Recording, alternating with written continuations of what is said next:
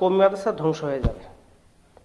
হ্যাঁ, ঠিকই বলছি, কওমি মাদ্রাসা ধ্বংস হয়ে যাবে। কারণ হচ্ছে আমরা যতটুকু দেখছি বর্তমানে সোশ্যাল মিডিয়াতে, ইউটিউবে বিশদ আলোচনা হচ্ছে এই বিষয়টা নিয়ে, এবং যথেষ্ট কারণ আমি মনে করি। কারণ হচ্ছে দেখেন, আমি কিন্তু দারুল উলুম দেওবন্দ থেকে পড়ে আসা একজন কওমি মাদ্রাসার ছাত্র, পাশাপাশি জামিয়া মাদানিয়া বাড়িধারাও পড়েছি আমি।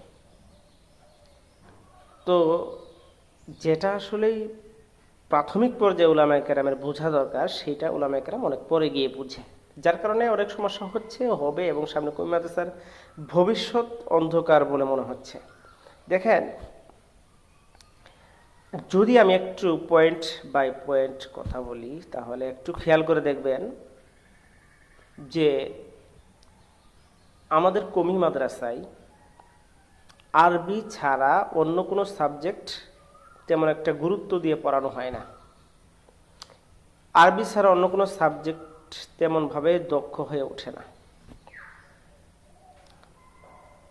একটা বিষয় আপনি খেয়াল করছেন, আপনি একটু নিজের বিবেককে, যারা উলামায়ে কেরাম আছেন, ব্যাপকের যারা উপরের কর্মকর্তা আছেন, হায়াতুল উলিয়ার যারা বড় বড় উলামায়ে কেরাম আছেন, আপনারা একটু খেয়াল করে দেখেন না, আমাদের জেনারেল লাইনে কি হয়?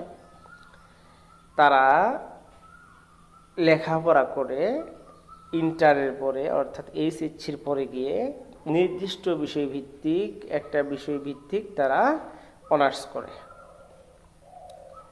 দেখেন, তারা যদি চায়, কেউ ইন্টার পরে যদি কেউ চায় যে আমি আরবি বিশেষজ্ঞ হব, আমি ইসলামিক স্টাডিজ নিয়ে পড়ব, অথবা আমি হাদিস নিয়ে পড়ব, তারা পড়তে পারে।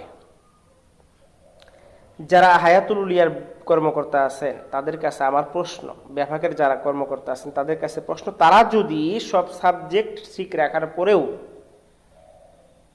অনার্সে ইচ্ছা করলেই তারা আরবিতে পারদর্শী হইতে পারে, হাদিসে পারদর্শী হইতে পারে, ফিকা নিয়ে পড়তে পারে, তাফসির নিয়ে পড়তে পারে, তারা এত কিছুর পরও একটা দক্ষ হওয়ার সিস্টেম রাখছে।